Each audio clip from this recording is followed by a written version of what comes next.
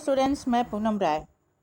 आज के इस वीडियो में हम लोग एनसीईआरटी की क्षितिज नामक बुक के क्षितिज भाग 2 के तुलसीदास द्वारा लिखित राम लक्ष्मण परशुराम संवाद के इस चौपाई को पढ़ेंगे। इससे पहले के 2 चौपाई के वीडियो मैं डाल चुकी हूँ, ये तीसरा है। इसमें परशुराम की कठोर बातों का लक्ष्मण जी अपने कोमल बातों से उत्तर देते हैं, जो व्यंग भरी वाणी में है। बिहसी लखन बोले मृदु बानी, अहो मुनीस महाभट मानी। पुनि पुनि मोहि देखाव कुठारू, चहत उड़ावन फूकी पहाड़ू। लक्ष्मण जी मृदुल वाणी में मुस्कुराते हुए बोले कि हे मुनीस, आप तो महान योद्धा हैं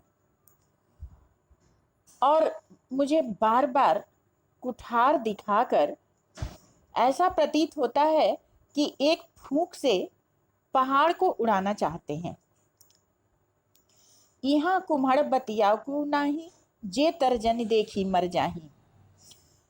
अगर आप वीर महान योद्धा हैं तो इधर भी कोई कुम्हड़े की बतिया नहीं है जो तर्जनी उंगली को देखकर ही मर जाए। कुम्हड़े की बतिया जो है वो जब तर्जनी उंगली यानी अंगूठे के पास वाली उंगली उसको दिखाया जाता है, कुम्हड़े का छोटा फल होता है तो वो मर जाता है, समाप्त हो जाता है। तो वही लक्ष्मण जी व्यंग कर रहे हैं कि आप यदि महान योद्धा हैं तो इधर भी कोई कुम्हड़े की बतिया नहीं है जो तर्जनी उंगली देखकर समाप्त हो जाएगी। देखी कुठार सरासन बाना, मैं कुछ कहा सहित अभिमाना। भृगुसुत समुझ जनेऊ बिलोकी, जो कछ कहूं सहोरी से रोकी। आप भृगु कुल के हैं और आपने जनेऊ पहन रखी है। इसे देखकर जो कुछ आप कह रहे हैं, क्रोध आते हुए भी मैं उसे सहन कर रहा हूं। सुर महिसुर हरिजन अरुगाई, हमरे कुल इन पर न सुहाई। हमारे कुल की यह परंपरा है कि सुर अर्थात देवता, महिसुर अर्थात ब्राह्मण, मही मतलब धरती होता है, धरती के देवता ब्राह्मण होते हैं, हरिजन यानी भक्त, और अरु मतलब और, गाई मतलब गाय। तो हमारे कुल की ये परंपरा है कि देवता, ब्राह्मण, भक्त और गाय, इन पर वीरता नहीं दिखाई जाती। क्यों नहीं दिखाई जाती? क्योंकि बधे पाप अपकीरति हारे, मारत हूं पाप परिय तुम्हारे। इन्हें मारने पर पाप लगता है और इनसे हारने पर अपयश की प्राप्ति होती है। तो ऐसा विधान है कि यदि ये लोग कुछ अपराध भी करते हैं, मारते भी हैं, तो उनके पांव ही पड़ना चाहिए। कोटि कुल सम वचन तुम्हारा, व्यर्थ धरहु धनु बान कुठारा। हे मुनि, आप ये धनुष बाण व्यर्थ ही धारण कर रहे हैं, क्योंकि आपके व्यंग्य वचन ही इतने कठोर हैं कि उनको सुनकर ही व्यक्ति डर जाए। फिर इस धनुष बाण की क्या आवश्यकता है? जो बिलो की अनुचित कहूं क्षमहु, कहे क्षमहु महामुनि धीर। सुनि सरोस भृगुवंश मणि, बोले गिरा गंभीर।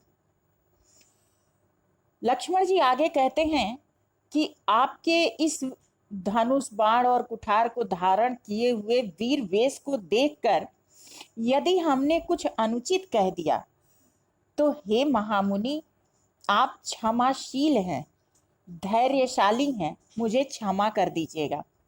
सुन सरोस भृगु वंशमणि, बोले गिरा गंभीर। और लक्ष्मण की इन बातों को सुनकर भृगु वंशमणि अर्थात परशुराम जी गंभीर वाणी में बोले। ये तो इसका आशय हुआ।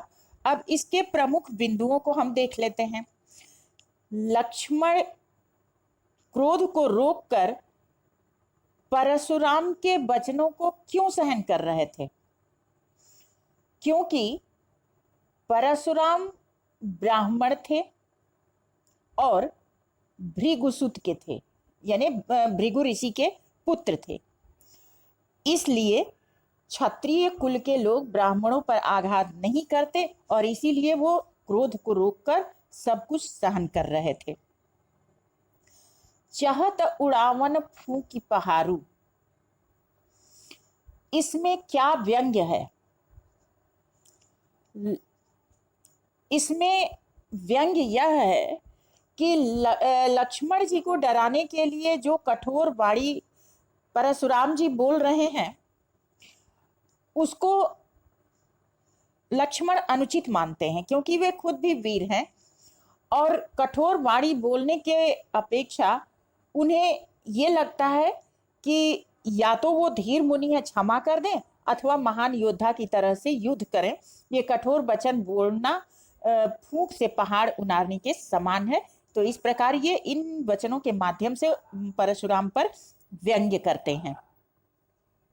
लक्ष्मण ने परशुराम को मधुर वाणी में क्यों संबोधित किया? मृदु वाणी में उन्होंने उन्हें क्यों संबोधित किया?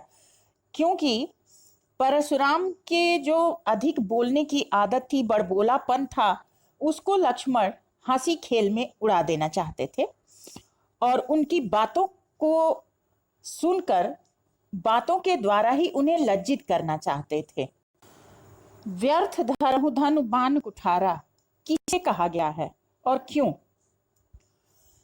व्यर्थ धरहु धनु बान कुठारा ये परशुराम जी को कहा गया है लक्ष्मण के द्वारा, क्योंकि परशुराम अत्यंत क्रोधी हैं, कठोर वचन बोलने वाले हैं, अपनी बड़ाई स्वयं करने वाले हैं और उनकी इसी कठोरता भरे वचन को व्यंग्य बाणों से लक्ष्मण जी ने उत्तर दिया।